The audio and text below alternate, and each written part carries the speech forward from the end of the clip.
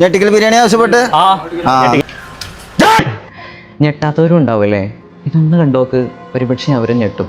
Somalia, Sudan, Palestine, Burundi, Bihar, Jharkhand. എന്താല്ലേ, നമ്മൾ ബിരിയാണി കണ്ട് ഞെട്ടിക്കൊണ്ടിരിക്കുമ്പോൾ ലോകത്ത് 28% ആളുകൾക്ക് ആവശ്യത്തിന് വയറു നിറക്കാൻ ഭക്ഷണം കിട്ടുന്നില്ല എന്നാണ് ലോകാരോഗ്യ സംഘടനയുടെ കണക്കുകളൊക്കെ പറയുന്നത്.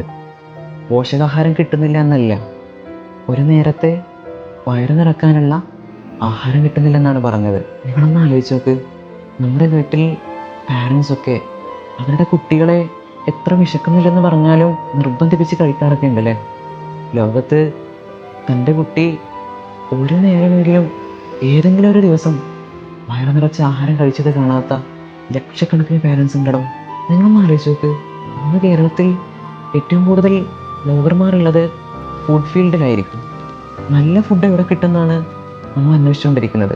പക്ഷേ ലോകത്തെ നല്ലൊരു ശതമാനം ആളുകൾ ഫുഡ് എവിടെ കിട്ടുമെന്നാണ് ആലോചിച്ചുകൊണ്ടിരിക്കുന്നത്.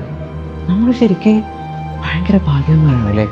4 നേരവും 5 നേരമൊക്കെ വെട്ടി വീഴുന്ന നമ്മൾ ഒരുപക്ഷെ പടച്ചവനോട് എത്ര നന്ദി പറഞ്ഞാലാണ് മതിയാവുമെന്ന് ആലോചിച്ചിട്ടുണ്ടോ?